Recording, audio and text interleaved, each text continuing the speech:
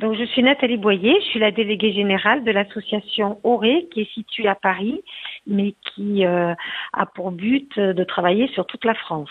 Les principaux objectifs de l'association sont de mettre en œuvre les meilleures pratiques environnementales au sein des territoires. Et pour cela, nous travaillons sur 3 priorités qui sont la biodiversité et l'économie, ou comment mettre en œuvre dans les stratégies des organisations la biodiversité. Ça peut être des grandes entreprises cosmétiques, par exemple, qui ont vraiment une grande dépendance vis-à-vis de la biodiversité dans leurs ressources, leurs matières premières. La deuxième priorité, c'est le reporting RSE et l'ancrage local.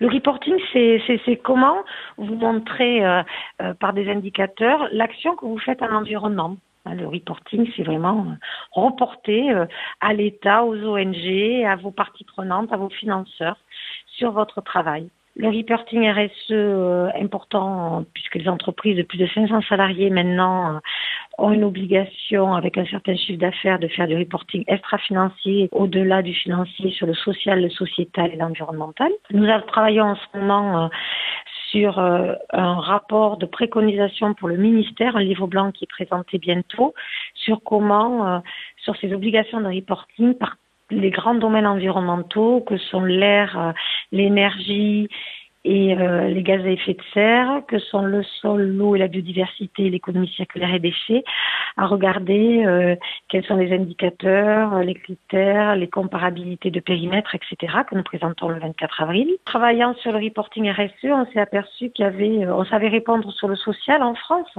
aux items sociaux. Les items environnementaux, c'est un peu plus difficile pour nous, c'est un peu plus difficile de trouver des indicateurs pour les entreprises.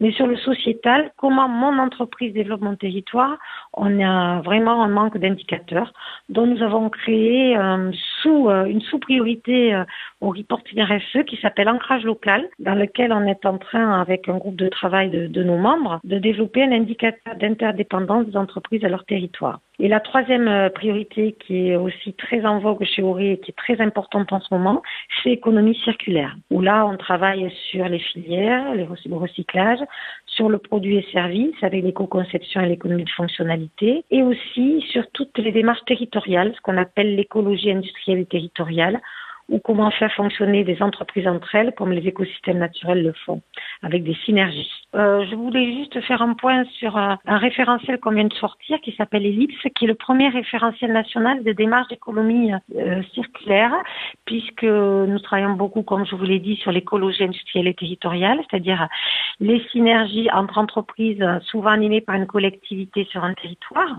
Donc comment les déchets de l'un deviennent les sous-produits de l'autre, comment un transport qui arrive à plein pour une entreprise ne doit pas repartir à vide, comment l'énergie qui est rejetée dans l'air, qu'on appelle l'énergie fatale, peut servir à l'entreprise d'à côté. Et nous venons de faire le premier référentiel d'évaluation de ces démarches d'écologie industrielle et territoriale avec 3 chercheurs, 3 bureaux d'études et 10 territoires d'expérimentation, dont des territoires québécois et un territoire belge. Donc c'est Ellipse que je voulais mettre en avant parce que c'est vraiment au niveau national le premier référentiel d'évaluation de ces démarches d'économie circulaire.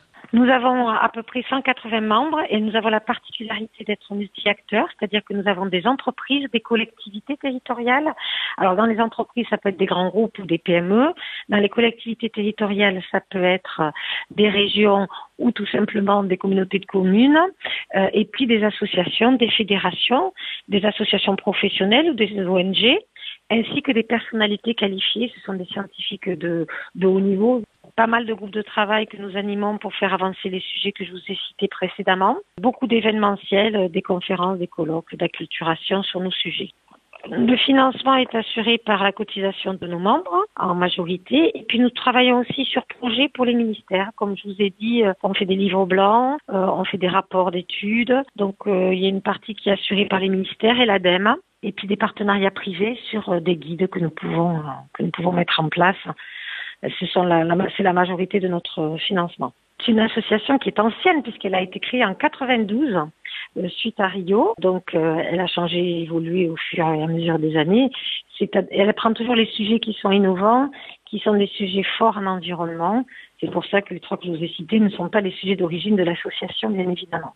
C'est très important pour nous d'avoir investi dans des ressources humaines expertes. Donc, c'est déjà la première expertise que nous avons. Deuxièmement, nous avons l'expertise de nos membres. qui est très importante. Dans le groupe de travail, on co-construit avec eux des méthodologies.